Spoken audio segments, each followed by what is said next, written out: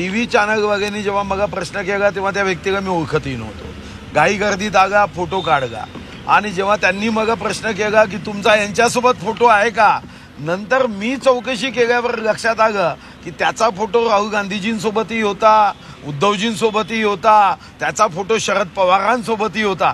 तेव्हा मात्र मी निश्चिंत झालो की आता टीव्ही चॅनल वगैरे आपलं वाजवणार नाही आणि वाजवलंच ते हेही फोटो मी देईल की मी एकटा दोषी नाही. त्यामुळे फोटोमध्ये गंभीरतेने आपण बघू नका. हा, त्याच्यासोबतचे आपले काही संबंध आहे का हे मात्र गंभीर. ठाकरे असे म्हटले की आम्ही मोदींना दूर केलं नाही, मोदींनी आम्हाला दूर केलेलं आहे. ते वक्तव्य कसं पाहतात आता आपल्याकडे? मला असं वाटतं की वाक्य पॉझिटिव्ह वेने घ्यायचं का? आम्ही तर पॉझिटिव्ह वेनीच घेतो, आम्ही निगेटिव्ह वेनी घेतच नाही. आम्हाला तर फक्त अपेक्षा 2019 मध्ये 24 ऑक्टोबर 2019 या महाराष्ट्राचा विश्वासघातकी दिवस होता. 4 वाजताचा तो अशुभ वेळ जेव्हा पत्रकार परिषद घेऊन इच्छा जागी. आता या इच्छेच्या संदर्भात हे पुढील प्रश्न झाले.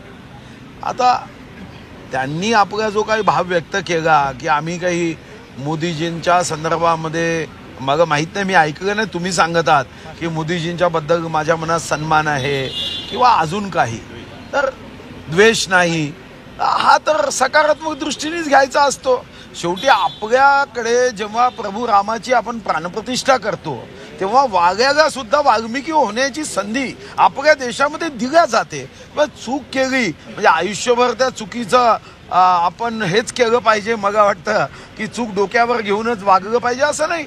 ठीक आहे, त्यांनी म्हटलं चांगली गोष्ट आहे. भाऊ, मराठा आरक्षणासंदर्भातलं राज्यपत्र अधिसूचना आलेलं आहे, तरी मनोज जरांगे पाटील पुन्हा एकदा म्हणतात की आम्ही 10 तारखेपासून उपोषणाला बसू आणि साखळी आंदोलन करू. या कॅबिनेट जो एकंदरीत अधिवेशन घेणार आहे तोपर्यंत आम्ही पुन्हा एकदा आंदोलन आणि उपोषण. नाही, असं आहे की या संदर्भामध्ये आदरणीय जरांगेजी आपल्याला जास्त माहिती देऊ शकतील. एक आमदार म्हणून, या महाराष्ट्राचा नागरिक म्हणून मला एवढंच वाटतं, प्रत्येकाने आपल्या मागण्या कराव्यात, मागण्यांचा पाठपुरावा करावा. मागण्यांसाठी लोकशाहीच्या माध्यमातून लोकशाहीला अपेक्षित आंदोलनही करण्यामध्ये कोणालाही नाही, नकार नाही. पण दुसऱ्या समाजाच्या संदर्भात, दुसऱ्या जातीच्या संदर्भामध्ये शब्दांचा उपयोग हा संयमितपणे केला पाहिजे.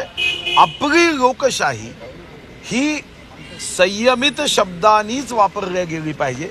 आपली लोकशाही ही संस्कारी लोकशाही असावी, ही स्वैराचारी लोकशाही होऊ नये याची काळजी घेण्याची मात्र आवश्यकता आहे. काही दिवसामध्ये काँग्रेसमध्ये मोठ्या प्रमाणात फूट पडणार आहे, लोकसभेचा राजकीय भूकंप होणार अशी माहिती समोर येते. तेव्हा काय खोटं काय त्याच्यात?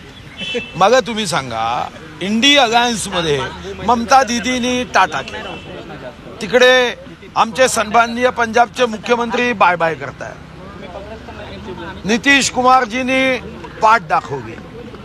असं आहे की शेवटी काँग्रेस आज ज्या अवस्थेमध्ये आहे आणि त्यांची दिशा जी आहे, तुम्ही बघितलं असेल की इतका मोठा पक्ष, या पक्षाने आता पत्रकार परिषदेमध्ये जाती विचारायला सुरुवात केली. तर मला वाटतं की जेव्हा काँग्रेसचे नेते तथाकथित जे पंतप्रधान बनण्याचं संकल्प आणि स्वप्न घेऊन भारत जोडो करतोय, तो मात्र देश तोडोची भाषा करतात.